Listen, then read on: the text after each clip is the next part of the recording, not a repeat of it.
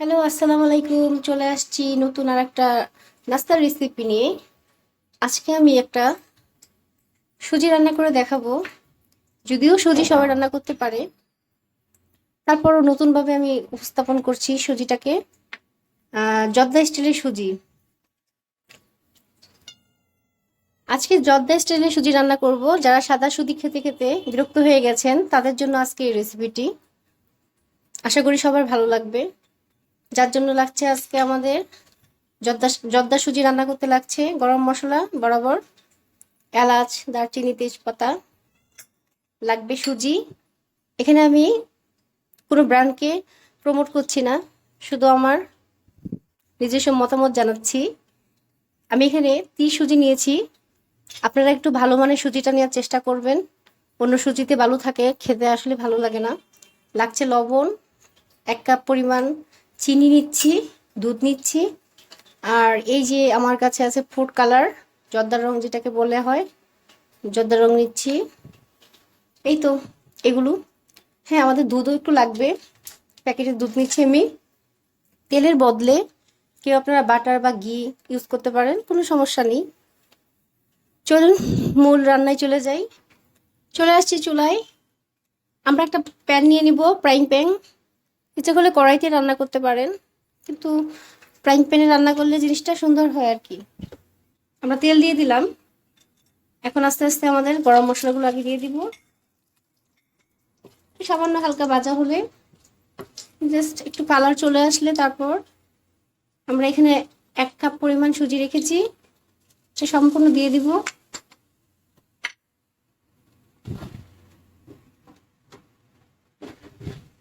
সুন্দর করে ভেজে নিব। সুজি জিনিসটা কিন্তু খেতে অনেক মজা। বড় বড় রেস্টুরেন্টে দেখবেন সকালে পরোটার সাথে সার্ভ করে। আবার শবে বরাতের সময় রুটি হালুয়াতে সুজি না হলেই নয়। সুজি আসলে আমার ছোটবেলা থেকে খুব পছন্দের। আমি এটা একা একা বানিয়ে খেতাম আমার আম্মু যখন ঘুমিয়ে যেত। দেখুন আমি কিভাবে তেল দিয়ে এটাকে ভাজছি। এটাকে এভাবে ভেজে নিব।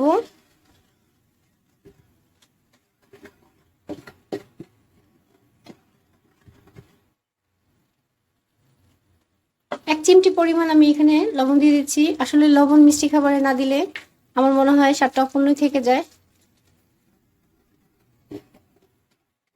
লবণ সব খাবারকেই মজাদার করে, কিন্তু এটা পরিমাণ হিসাব করে আপনাকে দিতে হবে। দেখুন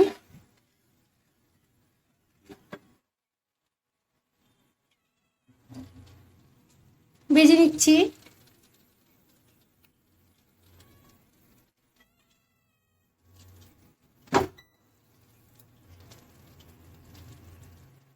দেখুন আমার বেড়ালটা এসে কি করেছে। সে সবসময় এসে আমার রান্নার 12টা বাজিয়ে দেয়।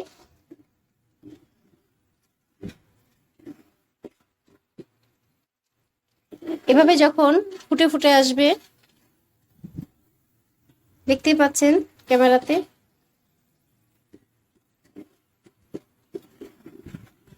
অনবরত রাখতে হবে, নাড়াচাড়া কিন্তু বন্ধ করা যাবে না। আপনি যত সুন্দর করে সুজিটা ভাজবেন তত সুন্দর সুজিটা হবে, খেতেও বেশ মজা লাগবে।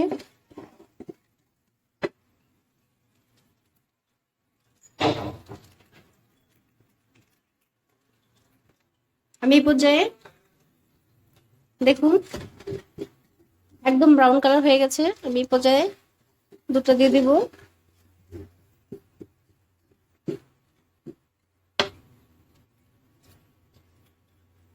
আমি এখানে সামান্য ফুড কালার ইউজ করব।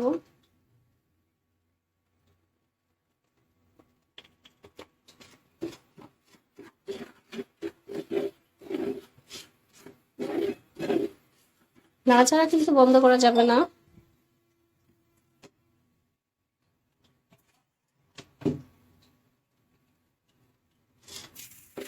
পানি দিয়ে দিচ্ছি।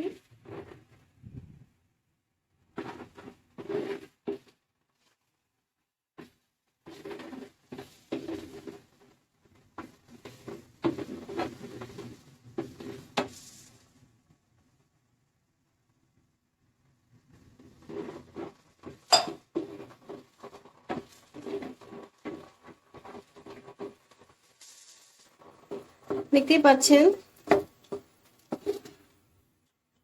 বাঁচতে বাঁচতে আমাদের জর্দা কালার চলে আসছে। সামান্য পানি দিয়ে দিব।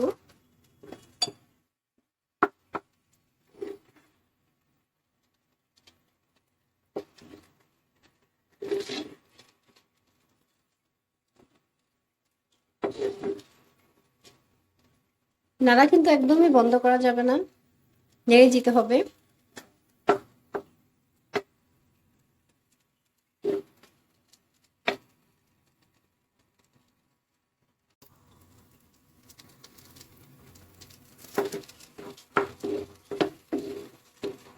আমি এখন চিনিটা দিয়ে দিব।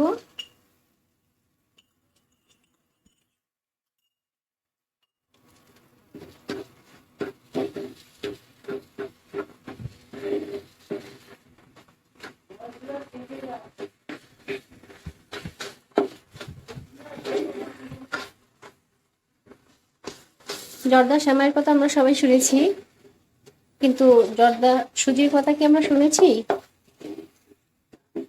আসলে এটা খেতে অনেক মজা, দেখতেও সুন্দর।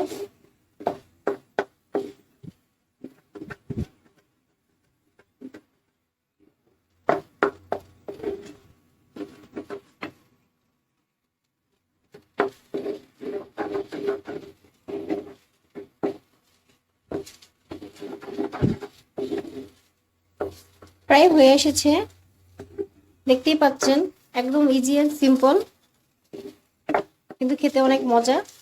মেহমান বা বাচ্চাদের সামনে এটা দিবেন, দেখবেন জিজ্ঞেস করা ছাড়াই খেয়ে ফেলছে, আপনার প্রশংসা করতে করতে বাসা থেকে যাবে।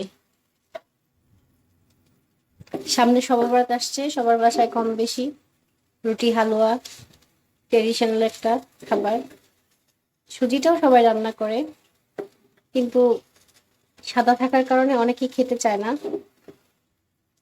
এভাবে যদি সুজি রান্না করেন বুঝতেই পারবে না, খেতে অনেক মজা, দারুণ।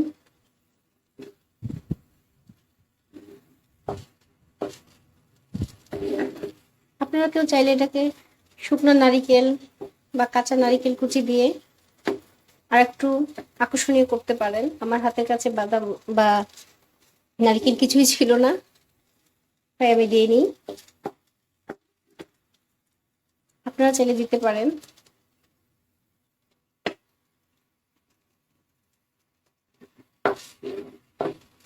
দেখুন কেমন সুন্দর একটা কালার চলে এসেছে, একদম ব্রাউন, ডার্ক ব্রাউন যেটাকে বলেন, কফি কালার বলতে পারেন। সুজি আর কেউ দেখে বলবে যেটা সুজি। একদম স্বাদ গন্ধ পুরাই চেঞ্জ। বাসায় অবশ্যই এটা ট্রাই করে দেখবেন। অনেক সিম্পল এবং একদম ইজি, হাতের কাছে থাকা সব উপকরণ দিয়ে করে ফেলতে পারবেন।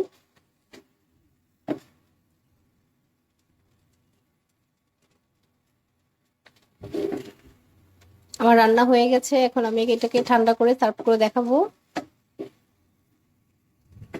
চাইলে কেউ বাটিতে এভাবে দিতে পারেন, সার্ভ করতে পারেন, আর কেউ চাইলে বরফি স্টাইলে ঠান্ডা করে কেটে কেটে নিতে পারেন। যে কোনো শেপে আপনারা এটা পরিবেশন করতে পারেন, খেতে অসম্ভব মজা।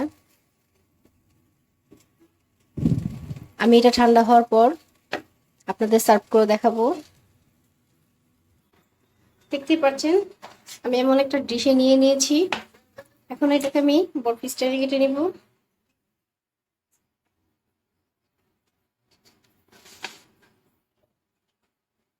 আপনাদের যেমন ইচ্ছা এমন শেপ দিতে পারেন।